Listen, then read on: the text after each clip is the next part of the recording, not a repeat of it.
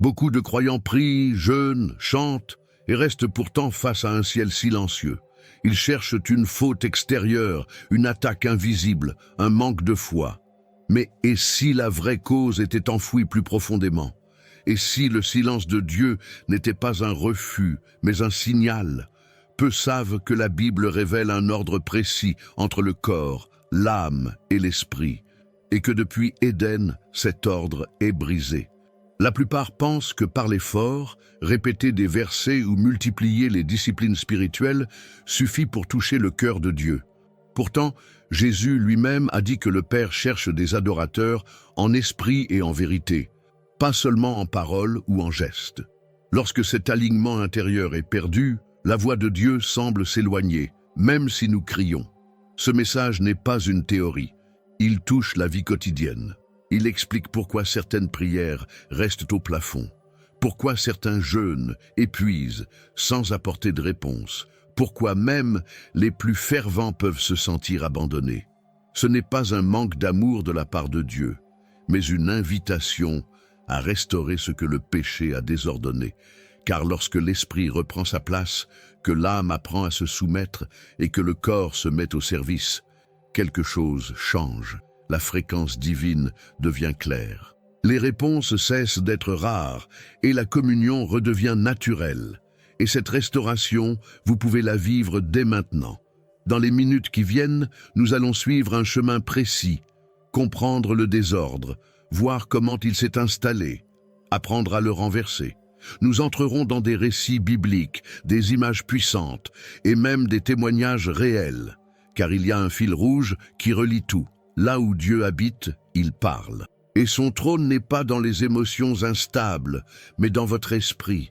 Si vous avez prié en vain, si vous vous êtes demandé pourquoi le ciel semblait muet, ne décrochez pas. La réponse pourrait être beaucoup plus proche et beaucoup plus intérieure que vous ne l'imaginez.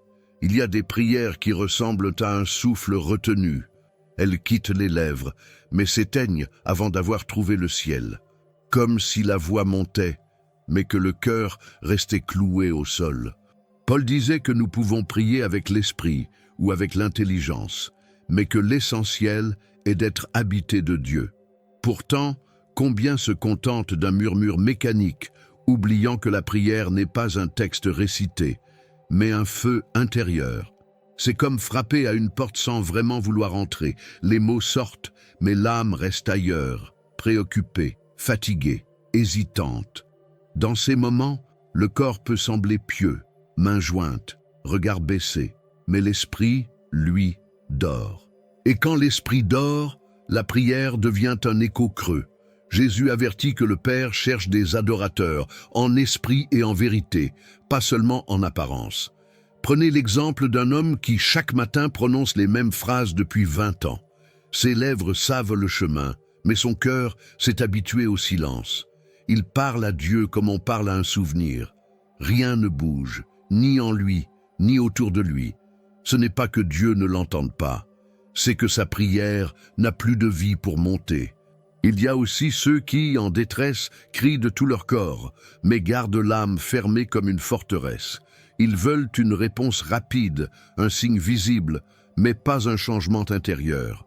C'est oublier que Dieu ne mesure pas la force d'un cri, mais la vérité qu'il porte. Anne, la mère de Samuel, priait en silence, ses lèvres remuaient à peine, et pourtant le ciel s'ouvrit pour elle.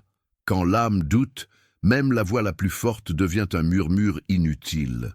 La foi n'est pas le volume sonore, c'est l'accord parfait entre le cœur, l'esprit et la bouche. Comme un instrument désaccordé, une prière séparée de l'esprit produit un son qui ne traverse pas. On peut connaître toutes les formules religieuses, si l'esprit ne s'éveille pas, elles resteront au plafond. Ce n'est pas un reproche divin, c'est un constat spirituel. Dieu ne répond pas aux gestes sans souffle intérieur. Le corps peut imiter la prière, l'âme peut répéter des demandes, mais seul l'esprit capte la fréquence du ciel. Et si cette connexion manque, on reste dans une salle close, à parler à son propre écho. Et parfois, c'est là que commence la vraie recherche. Quand on réalise que notre voix ne franchit plus le plafond, c'est le signe qu'il faut réveiller ce qui dort en nous. retrouver l'ordre oublié depuis Éden, là où tout était aligné. Car le silence que l'on ressent pourrait bien être l'invitation à retrouver cet ordre perdu. Au commencement, tout était en harmonie. L'esprit de l'homme régnait, l'âme suivait et le corps servait. C'était l'ordre voulu par Dieu. L'esprit connecté à lui, l'âme au service de l'esprit et le corps au service de l'ensemble. Mais en Éden, un choix a tout bouleversé. Adam écouta l'émotion, le désir, plutôt que la voix spirituelle. Et le désordre entra comme une fissure invisible. Ce n'était pas seulement un fruit croqué, c'était un trône renversé. L'âme, émue par ce qu'elle voyait et entendait, prit le contrôle.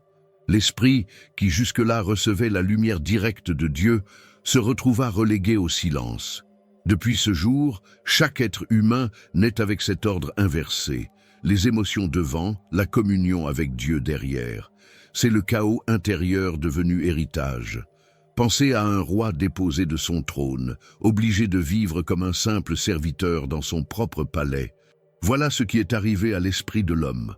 La voix claire de Dieu, qui se faisait entendre sans intermédiaire, a été couverte par le brouhaha des peurs, des envies, des colères.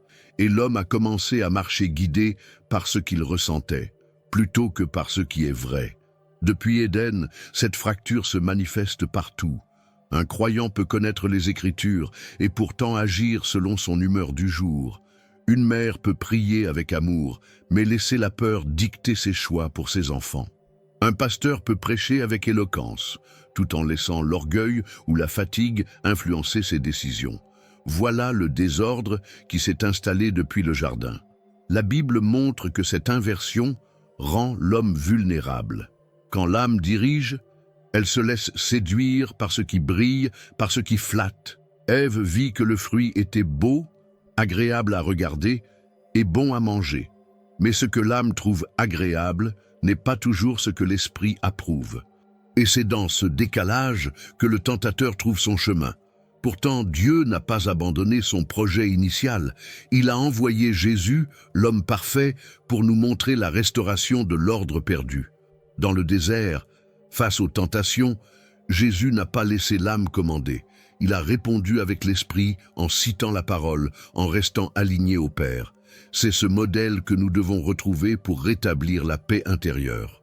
Et c'est ici que l'on comprend pourquoi tant de prières semblent se perdre. Si l'ordre d'Éden n'est pas restauré, l'âme continue de couvrir la voie de l'esprit. Et tant que l'esprit n'est pas remis à sa place, Dieu attend, en silence. Un silence qui n'est pas absence, mais appel au rétablissement, car lorsque l'âme commande, l'esprit s'éteint. Vous êtes-vous déjà senti perdu, déconnecté de qui vous êtes vraiment, sans savoir quel est le plan de Dieu pour votre vie? La vérité, c'est que vous n'êtes pas ici par hasard. Dieu a un but pour vous, et je veux vous aider à le découvrir. C'est pourquoi j'ai créé 3 e-books qui transformeront votre parcours avec Dieu. Cliquez sur le lien dans le commentaire épinglé et commencez votre transformation dès maintenant. Quand l'âme prend la direction, elle impose son rythme, souvent pressé, instable, et centrée sur le ressenti du moment. Ce n'est pas que l'âme soit mauvaise en soi, mais elle n'est pas faite pour gouverner. Elle est comme un enfant enthousiaste, pleine de vie, mais sans vision d'ensemble. L'esprit, lui, reçoit la lumière de Dieu, mais quand il est relégué, cette lumière se voile, et avec elle, la voix du ciel devient lointaine. Le Saint-Esprit parle à l'esprit, jamais aux caprices de l'âme. C'est pourquoi, lorsque les émotions gouvernent, la fréquence divine semble brouillée. Un peu comme essayer d'écouter une radio sur la mauvaise station. Il y a du bruit, mais pas de message clair. Le cœur devient un lieu de confusion et la prière une suite de demandes sans écho. Regardez le prophète Élie après sa victoire sur les prophètes de Baal. Poussé par la peur après la menace de Jézabel, il fuit dans le désert. L'âme effrayée prend le dessus, et l'esprit du prophète s'éteint au point qu'il demande à mourir. Mais Dieu le ramène par une nourriture spirituelle et un murmure doux. Ce n'est pas le tonnerre ni le feu qui rallument l'esprit, mais la voix subtile de Dieu. Dans la vie quotidienne, cela se traduit par des décisions prises sous l'emprise de la colère, de l'impatience ou de l'angoisse. On prie pour demander la paix, mais on continue à nourrir l'anxiété. On demande une direction divine, tout en agissant selon ce que notre humeur du jour dicte. C'est ainsi que le ciel semble muet, non pas parce que Dieu ne parle pas, mais parce que l'esprit n'écoute plus. Lorsque l'âme domine, elle devient comme un voile opaque entre l'homme et Dieu. Même les gestes religieux perdent leur puissance. On peut jeûner, chanter, servir, mais si l'esprit est éteint, ces actes ne portent pas le fruit attendu. C'est comme labourer un champ avec une charrue déconnectée du cheval. Beaucoup d'efforts, peu de résultats. La bonne nouvelle, c'est qu'un esprit endormi peut être réveillé. Parfois, il suffit d'un moment de brisement devant Dieu, d'une confession sincère ou d'un temps à l'écart pour laisser le Saint-Esprit ranimer la flamme. Mais tant que l'âme refuse de céder le trône, la lumière reste faible et la voix de Dieu semble lointaine. C'est cette tension qui explique pourquoi tant de croyants vivent dans le brouillard spirituel. Leur foi est réelle, mais leur âme tient encore les rênes. Et Dieu, dans sa sagesse, attend que l'ordre soit restauré, car il répond là où il est écouté. Et bientôt, nous verrons pourquoi tant de jeûnes et de prières restent sans réponse.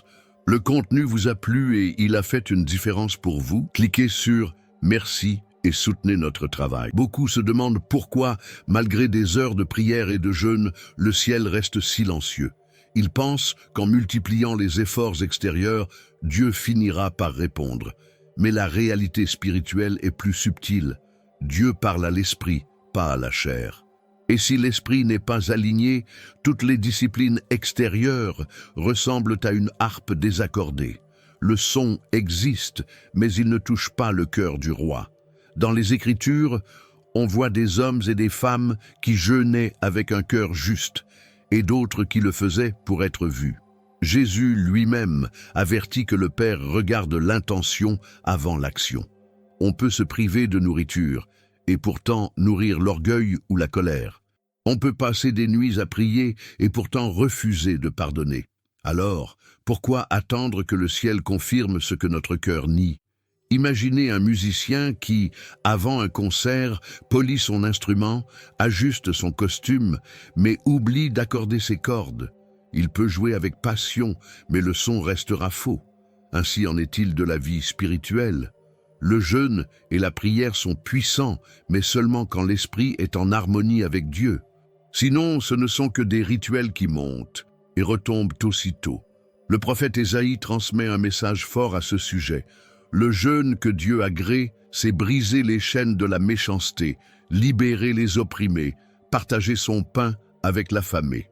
Autrement dit, l'alignement intérieur prime sur l'effort extérieur. Sans cela, la discipline devient un spectacle sans portée spirituelle, et le silence de Dieu devient un miroir pour notre propre désordre. Ce principe s'applique aussi dans nos prières. Certains pensent que la répétition ou l'intensité physique impressionnera Dieu.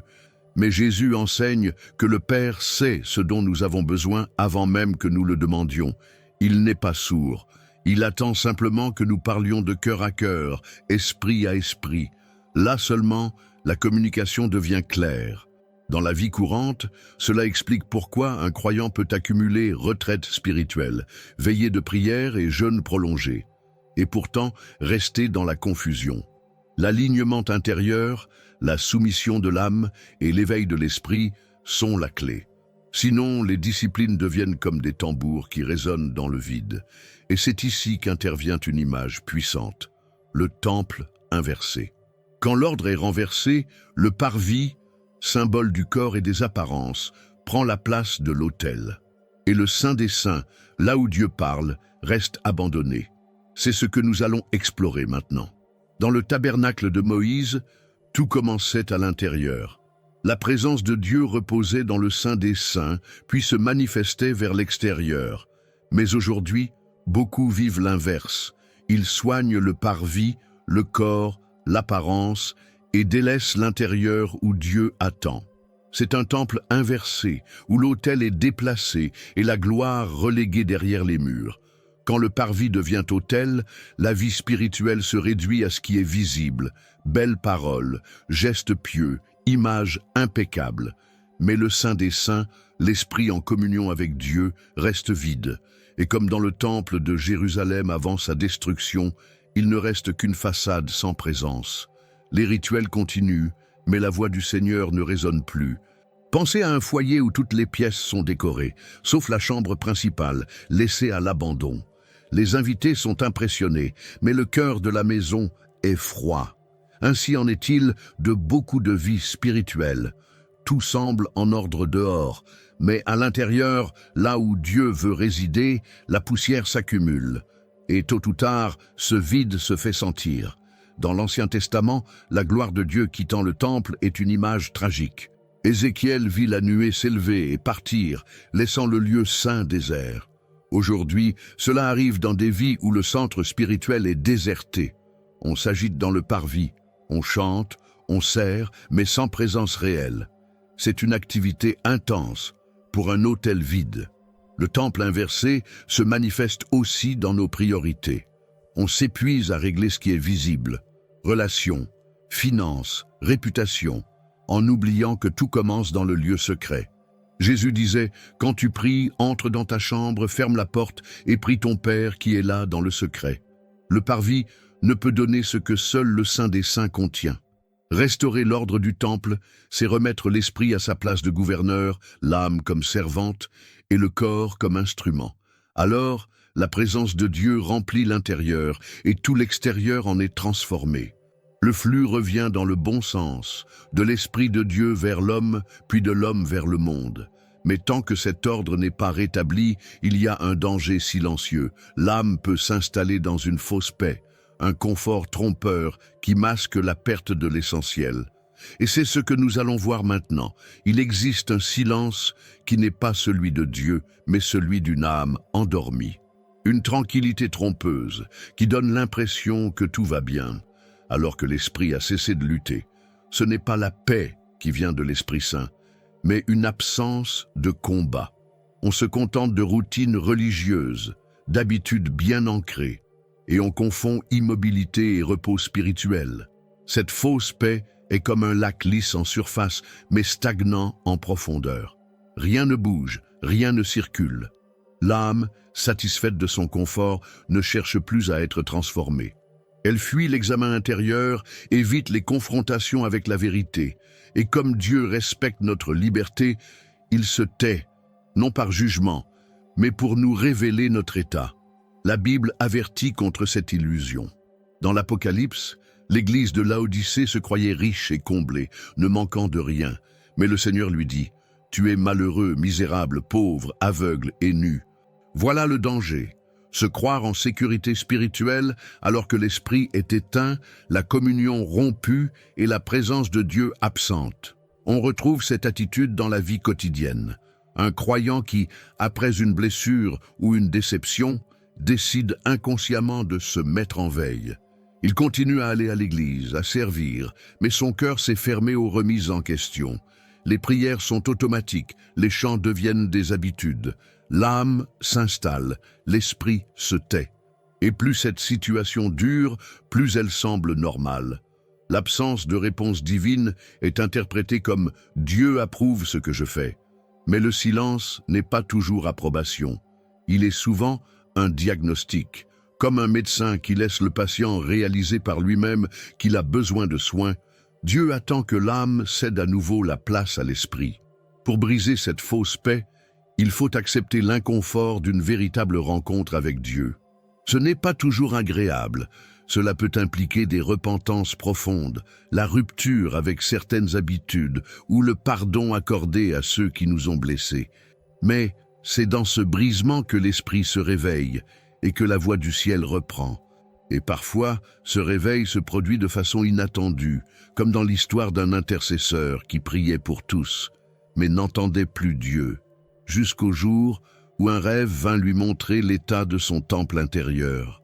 C'est ce récit que nous allons découvrir maintenant. Il priait pour des familles, pour des malades, pour des églises entières. Sa réputation était celle d'un homme de foi, toujours prêt à intercéder. Mais depuis des mois, le ciel semblait fermé. Aucun mot intérieur, aucune impression spirituelle, rien, juste un long silence. Au début, il pensait que c'était une épreuve de patience. Puis, peu à peu, il s'habitua à cette absence. Une nuit pourtant, un rêve le troubla profondément. Il se voyait courir dans un temple immense, mais vide. Les colonnes étaient solides, les murs impeccables, mais il n'y avait pas d'autel. Nulle lumière, nulle voix, juste l'écho de ses pas résonnant dans le vide. Ce temple, il comprit qu'il le portait en lui. Magnifique à l'extérieur, désert à l'intérieur. En se réveillant, il sut que Dieu lui montrait l'état réel de son cœur. Il avait rempli ses journées de prière pour les autres, mais son esprit n'avait plus d'espace pour écouter. L'âme, animée par le zèle et l'habitude, parlait sans cesse. L'esprit, lui, n'était plus nourri. La communion avait été remplacée par l'activité. Ce rêve fut un choc salutaire. Il comprit que ses prières étaient comme des flèches lancées sans arc. Elles partaient, mais ne touchaient pas leur cible. Non parce que Dieu refusait d'agir, mais parce que l'ordre intérieur était brisé. Il donnait au parvis toute l'énergie, et le Saint des Saints restait vide. Alors, il fit ce qu'il n'avait pas fait depuis longtemps. Il se tut. Pendant plusieurs jours, il arrêta d'intercéder pour autrui et chercha simplement la présence de Dieu pour lui-même. Ce fut difficile. Son âme voulait reprendre la parole, mais il persista. Et peu à peu, il sentit un murmure revenir, discret mais vivant. Ce murmure n'était pas un message spectaculaire, mais la preuve que la connexion reprenait. Le Saint-Esprit ne criait pas, il parlait à l'esprit rétabli. L'homme réalisa que Dieu avait attendu ce moment, que l'âme cède la place, que l'esprit reprenne le trône. Et c'est ainsi qu'il retrouva le goût de la prière authentique. C'est là tout le point. Parfois, il faut accepter de ne plus faire pour réapprendre à être devant Dieu. Car la restauration commence par un ordre retrouvé. Esprit éveillé, âme soumise, corps au service. Et c'est sur cette vérité que nous allons maintenant nous arrêter. Tout commence par un réveil intérieur. L'esprit, longtemps relégué au silence, se redresse enfin. Il reprend la place que Dieu lui avait donnée dès l'origine, celle de gouverneur en lien direct avec le ciel. L'âme, habituée à commander, apprend à obéir. Et le corps, souvent esclave des impulsions, devient serviteur docile. Cet ordre retrouvé change tout. La prière reprend vie et la voix de Dieu retrouve un chemin clair. Quand l'esprit est éveillé, même les gestes simples prennent une dimension nouvelle. Lire la parole n'est plus une corvée, mais un échange vivant. Le jeûne n'est plus un exercice de performance, mais un acte d'amour et d'écoute. La louange ne se réduit pas à des chants, elle devient un souffle qui unit le ciel et la terre. Tout l'être est orienté vers la présence de Dieu. Ce rétablissement n'est pas un processus purement théorique. Il demande de véritables choix quotidiens. Parfois, c'est dire non à une émotion qui voudrait prendre le dessus. Parfois, c'est discipliner un corps fatigué pour se lever et prier. Parfois, c'est choisir de se taire pour laisser l'esprit parler. Chaque décision devient une brique posée dans la reconstruction du temple intérieur. L'apôtre Paul écrivait que tout votre être, esprit, âme et corps, soit conservé irrépréhensible pour l'avènement de notre Seigneur Jésus-Christ. Ce n'est pas une belle formule, c'est un plan d'architecture divine. Dieu parle là où il habite, et son trône n'est pas dans les émotions instables, mais dans l'esprit soumis à son esprit. Quand l'ordre revient, les signes de la présence divine se multiplient. Les prières trouvent des réponses claires. Les décisions se prennent avec paix. Même les épreuves deviennent des occasions de voir la fidélité de Dieu. Ce n'est pas que les problèmes disparaissent, mais l'âme n'en dicte plus la lecture.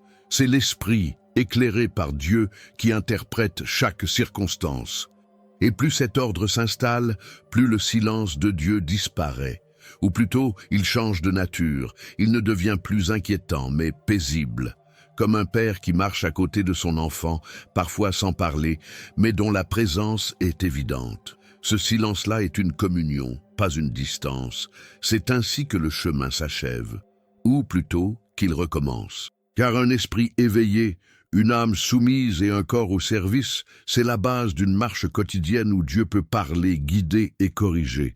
Et pour celui qui vit ainsi, chaque jour devient un lieu de rencontre avec le ciel.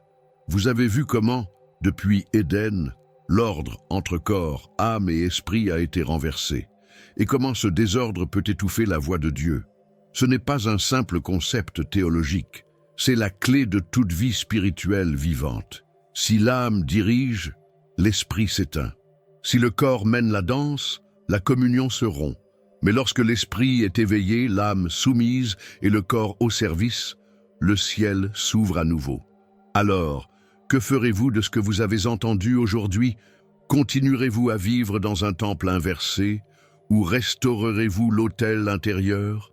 Le silence que vous ressentez n'est pas une condamnation, mais une invitation. Dieu attend là où il a toujours voulu régner, dans votre esprit. C'est à vous de lui redonner cette place. Commencez dès aujourd'hui. Offrez-lui vos émotions, vos raisonnements, vos habitudes.